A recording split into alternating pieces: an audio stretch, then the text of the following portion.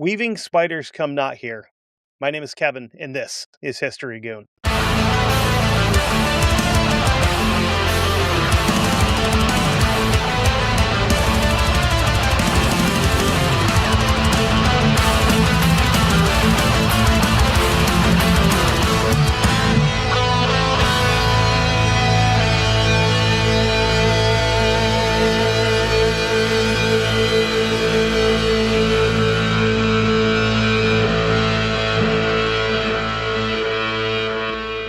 What's going on, everybody? We're back again. Been another week. Another week where we're going to talk about history, but this time we're going to talk about something a little bit different. We've obviously talked about government conspiracies on here because I host the show, so we've done that. But this week, we are going to get weird. We are going to talk about one of the most controversial yearly meetings that takes place on U.S. soil among some of the biggest names in the world, especially those in politics. This week, we are talking about Bohemian Grove. The Bohemian Grove Club was originally started back in 1872 or 1873, just north of San Francisco in Sonoma County, California. It was started as a, quote, escape from the strangeness of the West Coast and the Judeo-Christian norm. So these guys, and when I say guys, I mean men, would go spend 2 weeks out in the woods doing God only knows what. Well, God and Alex Jones know what, actually. One thing I'm using as a source here has a pretty obvious spin to it to cover butts and to make it look like a bunch of just good old boys having a good time out in the woods, which is probably not the case. The first 50 years of the club's existence, it was just as easy for anyone to go there as it was for a world leader. It wasn't until the 1930s when a bunch of Republican presidents started visiting that it became a little bit more difficult for the everyday man, the regular Joe, if you will, to just stroll into the campground. But of course, because Republicans and Democrats are two different sides of the same coin, they soon got in on the action too. The grounds themselves are beautiful. It's a 2,700-acre campground full of giant redwood trees and little camps, which aren't open to the public, of course, since this is the private property of the Bohemian Club. The tricky part of this topic is that the club is so secretive that the only real information that is public comes from either whistleblowers or people infiltrating the site. And we all know how the media works. If you're a whistleblower or somebody coming forward that has been involved with something and it goes against the status quo of what you're supposed to be talking about, you are immediately labeled a whack job, a kook, if you will, or a traitor in some cases, Edward Snowden, who did nothing wrong. And then you're demonized and nobody wants to believe you because you're the crazy guy. You know, you're the guy that's out in the woods with his tinfoil hat and all that, you know? But the thing is, even the locals are a little bit on edge about the whole thing. And again, I'm going to mention Alex Jones here. Say what you will about the guy. Is he an asshole? Kind of. Is he right more than he's wrong? Yes. He has a documentary that you can actually find on YouTube called Dark Secrets Inside Bohemian Grove, where him and his film crew go out to basically the edge of the camp, but there's a little town there. They stop in the town and they interview some people, some of the locals, that some of them are a little cagey about the whole thing. They don't really want to talk about it, except he comes across one guy that had worked at the camp previously, and this guy is super hesitant about answering any questions at all. You can kind of tell by like his body language, the way he's carrying himself, that he's being very, very careful with the words that he uses, and he is walking almost exclusively on eggshells, especially because there's a camera in his face. Would he have been a little less hesitant without a camera there? Probably not. Because he eventually, during that interview, just like, yeah, that's cool. And then walks away. Just doesn't, he just doesn't like this interview's over. He just walks away. The common consensus from the locals was they didn't know really what the hell is going on up there, but they know a lot of politicians, world leaders, defense contractors, Hollywood bigwigs. They all show up and they all stay out in the woods for a couple of weeks. Now is probably a good time to say this. I'm not suicidal. I'm very happy. So, not that I think that I'm important enough to have somebody, um, like tie me to a tree and shoot me in the back of the head twice and have it claimed as a suicide because I'm not that important. But I'm also not going to hurt myself. Just throwing that out there because there's some names that are going to come up that, yeah. Another common thread is that back in 2000, when this whole thing was filmed, a lot of people didn't trust the government. Shocker. Hey, a lot's changed in 26 years, hasn't it? Now, I personally believe that there's a lot of people out there that are very comfortable with having a bigger government and having the government involved in every step of their everyday life. And the people that are generally the loudest about most things are the ones that are the most comfortable with it. Um, I personally think that they should not be involved in our everyday lives, but they are. And at this point in our history as a country, I'm not sure that we can vote our way out of it. Take that how you will. I'm not advocating, obviously, for any kind of like violence or anything like that because, it's not, no, I mean, probably not something I should say publicly because that's, I don't think it would end well, honestly, because, uh, again, there's a lot of very powerful people in the world that would like nothing more than to have full control of everything that we do. Um, and a lot of people will claim that we are currently living in a dictatorship where we're not. And if you need a example of that, go look at North Korea, where you have, I don't know, a dozen uh, state recognized haircuts that you can have. You can be punished by death for consuming outside media from anywhere other than North Korea because they might find out that outside of there, the world is actually not as bad as it is there. Um, there's a lot of places like that. But I don't think we're one of them. Could we be? Absolutely. I think if politically, if things go certain directions, we could very rapidly end up there. Um, and because we're the United States, there's nobody coming to rescue us. We have to do it ourselves. So there's that. There's my little anti-government rant for the episode. Maybe not. There might be more. Who knows? We haven't gotten that far yet. But quite a few of the locals have been stopped and bothered by men in dark suits and told to get away from the area, even if they're not that close to the camp itself. There's people that live in the town that's a couple of miles away from there that are told like this road going out of town headed towards the camp is off limits for the next couple of weeks, and they put roadblocks up with like armed security guards at them so that you cannot go up said road. I don't know what exactly would happen if you tried it, but I would think it would result in you being put on a t-shirt. There's been a lot of people that have tried to sneak in here and get footage or audio recordings, and most of them are caught within a few minutes or a few hours. Security, again, pretty tight, with reports of barbed wire and electronic monitoring systems around the perimeter.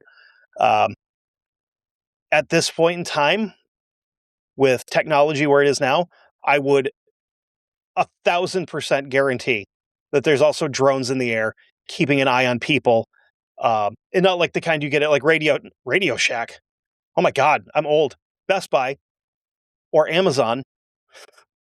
I'm talking like military grade with night vision and heat vision and that those kind of drones. And a lot of other people have reported seeing like the ominous black helicopters circling the area, where I could do a whole episode on just black helicopters because they seem to show up places where things are about to go down, be it a unscheduled military exercise in a city or around somebody's house that's been talking too much on the internet, because there was a guy that happened to. Things like that. Am I a conspiracy theorist? No, I'm a realist, and I know that a lot of this stuff actually happens. And again, I can hear everybody out there saying Alex Jones is a nut job. You might not be wrong, but he has a pretty good track record of being right about a lot of this weird stuff going 20, 30 years back. Like he was talking about the Epstein Island and the list and all that stuff back in the late 90s. So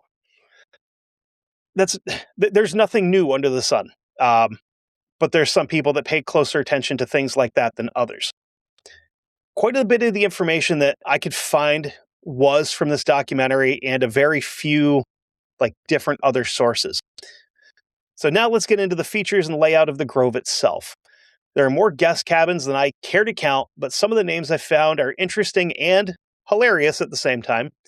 Some of those would be Valhalla, Dragons, Sons of Toil, Sons of Rest, Lost Angels, Owl's Nest, which will make a little bit more sense as we go, Capistrano, The Derelicts, Green Mask, Seven Trees, Hillbillies, Hermits, Cliff Dwellers, Friends of the Forest, and Care, which will also come up again. There's also some gathering areas, like the Campfire Circle, which is a large circular area for big bonfires. The Dining Circle, which is pretty self-explanatory. There's a bar and grill across the trail from the campfire as well. There's also an auditorium for the fellows to put on talent shows and plays, which is hilarious. Just picture Bill Gates up there, doing Shakespeare with a child's skull in his hand. Yeah, because he's been there. There's also an amphitheater kind of thing northeast of the entrance area on the other side of the compound, but from what's shown in the documentary from the hidden camera footage, it seems to have kind of moved from where it was on the map from 1952, because that's the only real map that anybody had is the old one. And I think I can find pictures of that, and if I can, I will put them up right there. So now it seems to be closer to the lake, which again, we will come back to in a little bit. This article comes from Spy Magazine called Spy Masters of the Universe Go to Camp. This thing is a total whitewash of some of the more sinister things that supposedly go on at the Grove. The author apparently sat near Henry Kissinger after he snuck onto the grounds and kind of eavesdropped on a phone call that he had with some random woman that he wasn't real sure who it was. And that's literally the only way any outsider has been able to get in there to see what's going on, is to sneak in. So at the time of this article, Henry Kissinger was the Secretary of State and National Security Advisor under Richard Nixon, and a top 10 most forgettable U.S. president, Gerald Ford, because I'm pretty sure he's the only one that wasn't actually ever elected. Because he started off as the Speaker of the House, then I think it was Spiro Agnew left or whatever, got kicked out, I don't know. So next step there would be for him to become vice president, and then Richard Nixon, Watergate, and he just kind of took over. Gerald Ford, much better college football player than a president. Both of whom frequent the meetings at the Grove, being Ford and Nixon. Kissinger said, quote, "We had a jazz concert and rope tricks this morning. We went bird watching," which, is that code for something? Who knows? Maybe. We all know that the whole secretive government thing has a lot of code words in it with their cheese pizzas and all that. He named some names, including Nick Brady, the U.S. Treasury Secretary, Tom Johnson, the publisher of the LA Times, and a man he called, quote, the Indian, who was Shankar Bajpai, the former Indian ambassador to the U.S. Very powerful people at this campground having a meeting. They even had a Russian physicist, Rold Sagdev, who was a member of the Soviet Supreme Council of the People's Deputies. This is during the height of the Cold War, and we have a Russian diplomat there. So it just goes to show that everything is smoke and mirrors. Everything. We are only privy to a little bit of it. So that old George Carlin thing. They're all part of a big club, and we're not in it. Some other big names that were out here doing absolutely nothing, but probably totally being super weird in the woods. This particular year, which was 1989, included Michael Rocard, the Prime Minister of France, who people in his own cabinet had no clue where he was while he was out there. David Rockefeller, somehow not related to Satan, but maybe. Like a third cousin twice removed of the devil. Merv Griffin, the guy who created Jeopardy, Wheel of Fortune. The man who basically narrated the Vietnam War and told the world that JFK was dead, Walter Cronkite, was also at the Grove that year. Now, let's talk about some of the goofy that these guys get into, and it's not all making world decisions and planning the downfall of humanity. Obviously, they got to have some fun. Everybody's got to have a hobby, right? This is a pretty extensive bit from the article, so kind of bear with me here. There's a lot of it's a big long quote here. Quote, during the day, idleness is encouraged. There are few rules, the most famous one being, quote, weaving spiders come not here. In other words, don't do business in the Grove. Bullshit. That's all they're doing is business. This rule is widely ignored.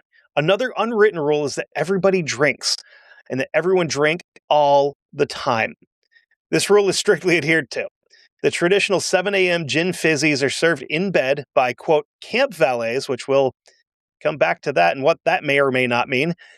The method for making these is to fill a large horse bucket with chunks of ice, pour in several bottles of gin and a half bottle of vermouth, and mix it all together.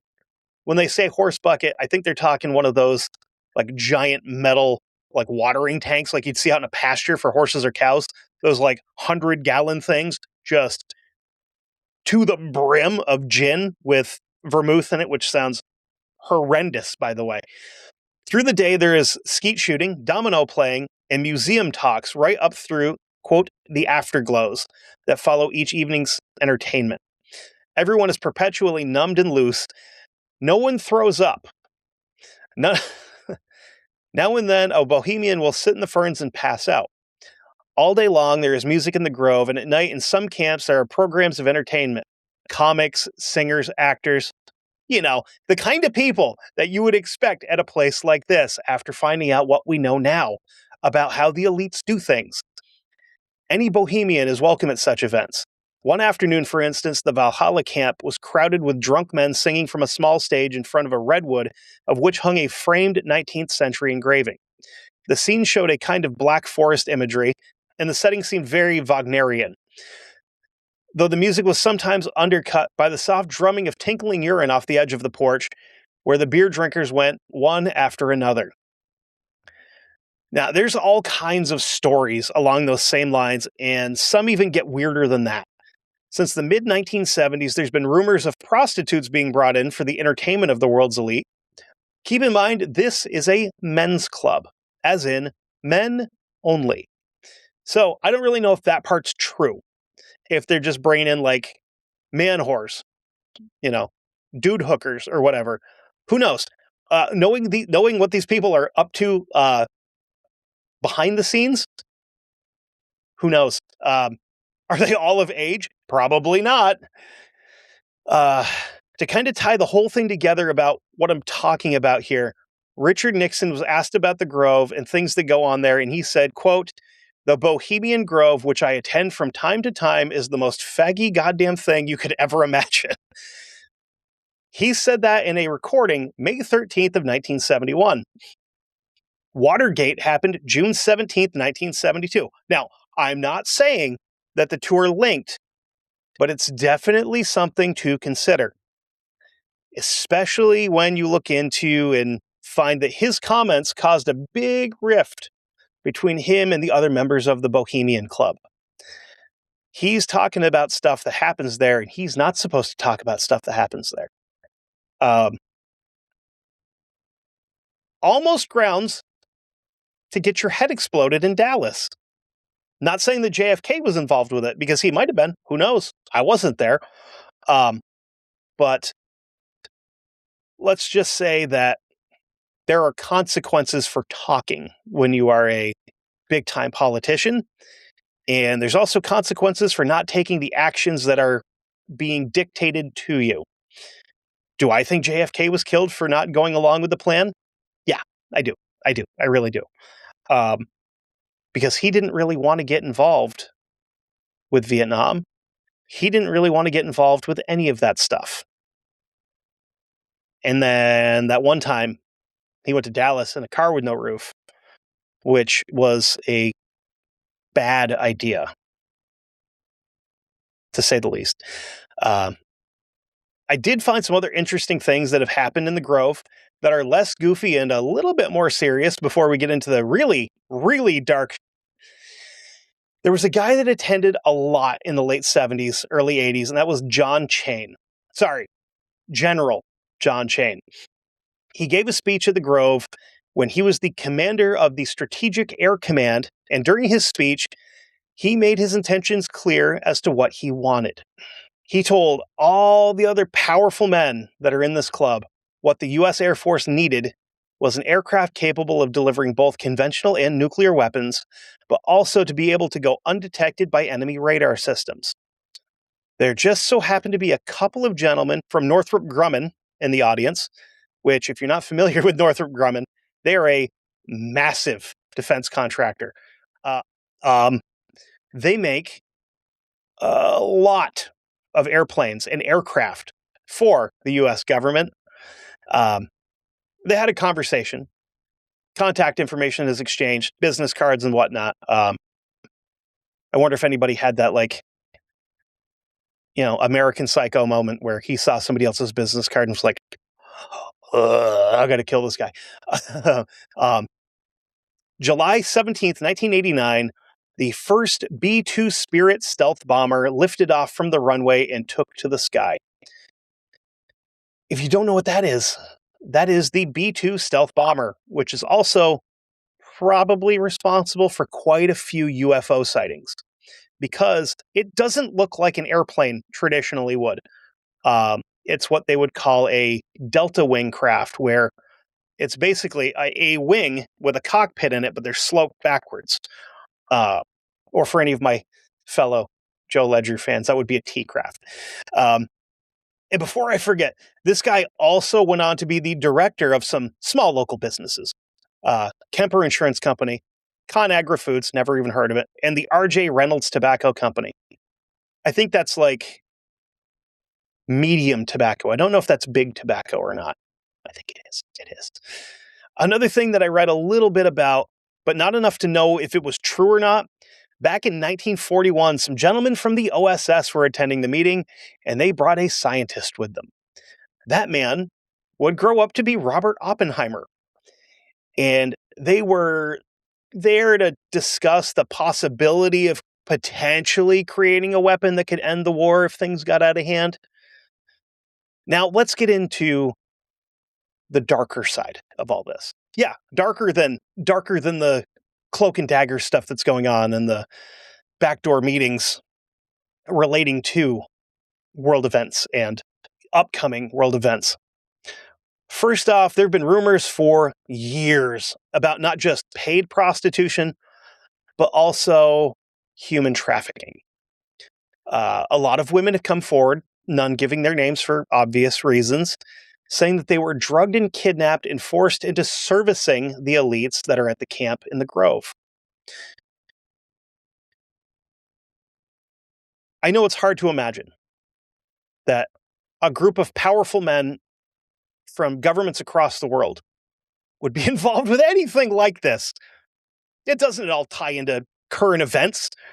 There's no human trafficking on a massive level worldwide. There's not white slavery in literally every country that exists. There's not women and children just vanishing constantly and being forced into sex trafficking. That's not a real thing, right? Nobody believes that. It's not true. CBS said it's not true. The FBI just said that none of that's really going on. So obviously, that's the truth.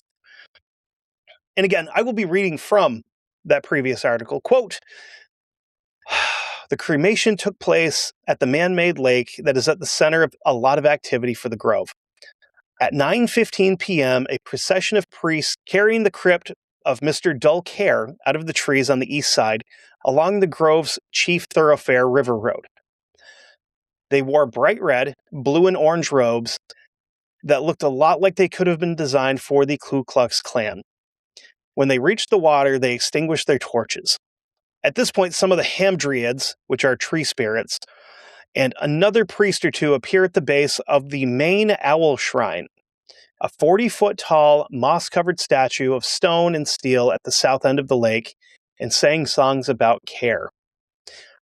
They told of how a man's heart is divided between reality and fantasy, how it's necessary to escape to another world of fellowship among men. Now's probably the best time to talk about the owl. This is a statue of Moloch. Moloch being a Canaanite deity, which, if you are somewhat familiar with the Bible, you'll know that the Canaanites did some weird with owls and bulls and other things like that. The biggest thing that Moloch is associated with is the ritual sacrifice of human beings, specifically children. He also has another name that may sound a little bit more familiar for some of you folks, Baal. Why in the world would there be a giant statue dedicated to a god built on child sacrifice in the private campground that only the ultra elite have access to? Who knows? Maybe it was already there, you know?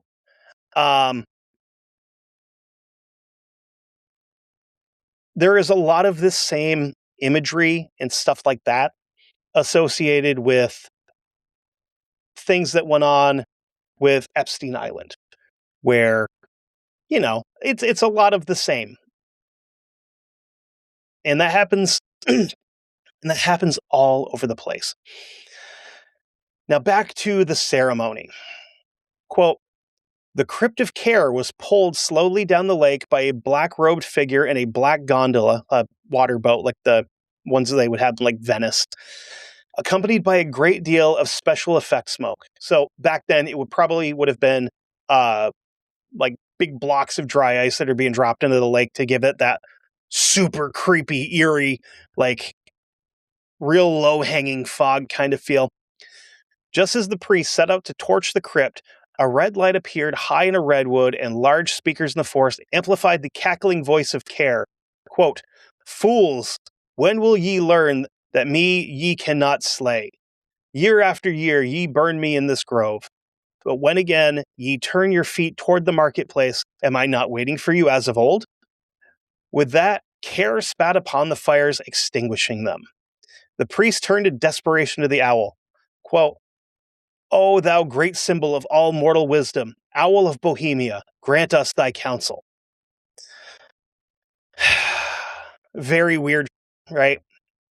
Every year, there are new wrinkles in the cremation ceremony. The big improvement this year was to project a hologram onto the owl's face so that its beak seems to move. Also, it was voiced by Walter Cronkite,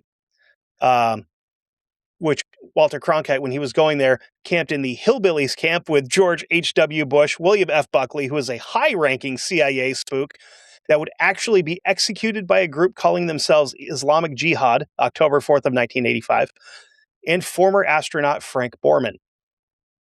Cronkite, as the owl, said that the only way care could be cremated was to use fire from the lamp of fellowship before him, an eternal gas flame that burns day and night while the camp is occupied.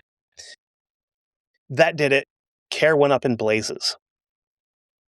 What he missed in this article was that care is an effigy of a body that is wrapped in a highly flammable cloth. It was at one point in time a wooden structure that looks vaguely the size and shape of a human child. The more modern version is that there are some grainy pictures of it being a metal frame, vaguely sized and shaped like a human child. The other thing he didn't mention is that when the effigy is placed into the bottom of the owl and set on fire, the speakers play the sound of either a woman or child screaming. Which is a little disturbing, right? Especially when you're talking about, basically a mock human sacrifice. Something I find very interesting is the crew of people that show up to this place and the timing of it. Ronald Reagan was a member before he became president, so he was still governor of California when he first started going there. The year before he was elected, he was also there with Jimmy Carter, who he beat in the presidential race. The next cycle, he was there when he ran against Walter Mondale, who he also beat. The same goes for George Bush Jr. So George W. Bush was there the year he ran against Al Gore and won because of Florida weirdness. And also the following term when he ran against his cousin and fellow member of the Skull and Bones Club, John Kerry. Barack Obama was a late invite, going the year of his election that saw him beat Hillary Clinton for president. There's so much going on here, and with like other shady organizations that are all filled with like the elite, like the Trilateral Commission, Skull and Bones, the World Economic Forum, and the like that I would have to start a secondary podcast just to talk about all of these groups. And of course we have diplomats from other countries like England and Canada and Israel and all these other places that are our friends. Some of which are more friendly than others. Some of which, when we like invaded Afghanistan and Iraq, actually sent people to try to help, where one that was much closer wouldn't even let us set up aid stations there. Our greatest ally, indeed. And I didn't even get into the connection to like the reptilians and shit like that in this. I could have, but I didn't. But that's what I've got for Bohemian Grove. Now, this episode's a little bit shorter because there's a lot that I could have done, but it would have been so long to do this episode. And the names of people that have been there other than diplomats would be like people like, I don't know, Bill Gates and a lot of other folks in that friend group, we'll call it. They also had a giant meeting there in 2019 and then 2020 where a lot of people got together. And then those same people were making decisions as to how a worldwide pandemic would be handled and what would happen with that. Now, I know people are probably like, I wonder if Trump was there. I have no idea. I couldn't find his name in any of that stuff. Because he wasn't involved, I'm not sure. Because people don't want to be around him because he's kind of a dick. Maybe. I don't really know. Again, my politics are strange. I don't like any of them. I don't care who you voted for. They're all evil. And places like this and events like this go to prove that. At some point in time, I've got to talk about the Bilderberg Group because there's a lot of people involved with that and a lot of political figures that are hand-selected by groups like that. For instance, nobody knew who Barack Obama was. And then all of a sudden, he goes to a meeting in Chantilly, Virginia, and then he's running for president and winning. And of course, the Clintons are involved because, of course, the Clintons are involved. And the Bushes are involved because, of course, the Bushes are involved. All these people like to pretend that they're on opposite sides of each other. But I kind of put politics and pro wrestling in the same category, where they like to pretend they're enemies, but behind the scenes, they're buddies and everybody gets along really well. So again, I'm not suicidal. I'm not going to hurt myself. I've got a lot going on. I'm very happy with my life, and I'm not sure why my lights are red. But anyway, um, if you're listening, NSA handler, FBI guy, whoever you are that's listening to this episode, hi, how are you? Haven't talked to you in a while. um, but yeah, I just wanted to do this one because I thought this would be fun. And we haven't done anything weird and conspiratorial in a while, because we can't really count Operation Northwoods and Bay of Pigs as like a government conspiracy, because that stuff is all proved true. Oh, there's also rumors that Osama bin Laden had been to a few of these meetings because he was a big time oil executive that was in business with the Bushes at one point in time. Wonder how all that happened. With a family that owns oil companies working with the Saudis who have all of the oil. Which, yes, he was Saudi Arabian, by the way, if you remember the Ahmad Massoud episode that I did, where he talks about that quite a bit, where this guy's an outsider and he came in. Also, if you're bored, just hop on Google and punch in CIA operative Tim Osman, OSMAN, and see if that guy looks familiar. So anyway, before like the CIA or Mossad kicks my door in, I'd like to end this one. You can head over to Patreon, patreon.com/1159media. $5 a month gets you early access and backdoor access to a lot of great shows. Gets you early access to History Goon for maybe the last time. Who knows? We'll see. It gets you access to Guestnicity with Luther, where he also does where he does the show. He also does backdoor access, so you can go on and interact with him while he's recording. Gets you access to the Never Daily with Sam and Chase, where they also do backdoor access, so you can go on and interact with them when they go on. I know Sam likes to be like, "Oh, there's 13 people here." There's more than that. There's more than that. I can count. I've been on there before. I know there's more than that. Gets you early access to Almost Fiction with Chase.